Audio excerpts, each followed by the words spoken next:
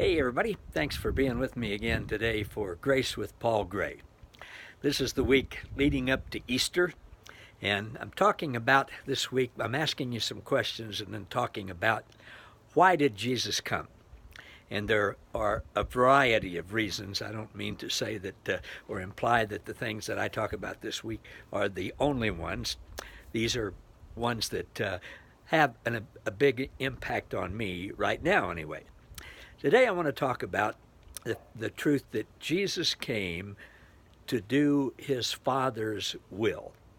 In John chapter 4, Jesus has this interaction with the Samaritan woman at the well.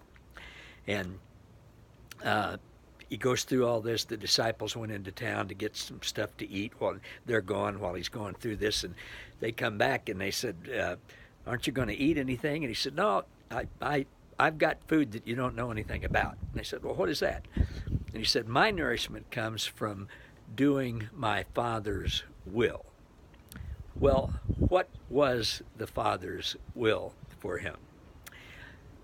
Some different things, but today I want to talk about the Father's will for him was to reveal his name. The night before Jesus died, in what we call the Last Supper discourse, John chapter 13 through 17, Jesus is praying out loud to the Father with his eyes open and his hands up, and he's praying primarily so that the disciples and everybody else who's there can hear what he's saying. And he's saying, Father, I have made your name known, and I will continue to make your name known. That was one of the biggest things of God's will for Jesus to come. He made the Father's name known.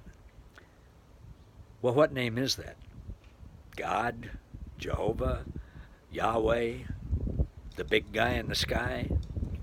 What name did he make known? He made known the name Father. That's how Jesus always prayed to him. That's how Jesus addressed him. That's what Jesus called him. Never in the history of the world that we know of had anybody referred to God as Father. Certainly in recorded history in the Jewish scriptures, which we call the Old Testament, there was never any mention of God being Father.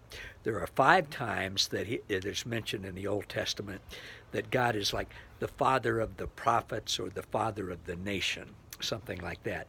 But it's a general thing, never an intimate, personal thing that he's Father.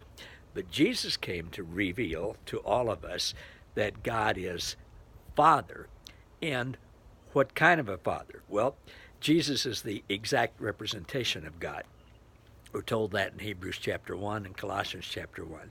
So we look at Jesus to see what the Father was like. And of course, Jesus said to Philip the night before he died, Philip said, show us the Father. Jesus said, you're looking at him. He said, when you see me, you see the Father. I and the Father are one. Well, Jesus treated everybody with dignity, with respect, with unconditional love, with grace, with total inclusion, with total acceptance. It didn't make any difference to him if they were rich or poor or Jews or Gentiles or religious or non-religious or sinners or saints. As a matter of fact, he particularly seemed to enjoy hanging out with those who were poor and marginalized and who were sinners and who were, in that society's day, were called drunkards and prostitutes and thieves, that type of thing. Now, Jesus did come down on religious leaders.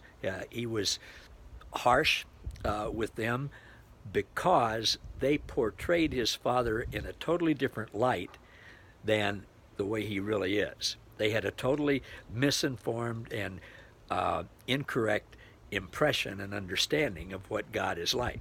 So Jesus got on to him about that because they were causing other people, as well as themselves, to not know God and not know what God is like. So Jesus came to do the will of the Father, which was primarily to reveal to people what God is really like and that he is really total, unconditional love and grace for everyone. That's why Jesus came. And to me, that's really good news. That's truth that we can handle. We'll talk some more tomorrow. Thanks for watching, everybody.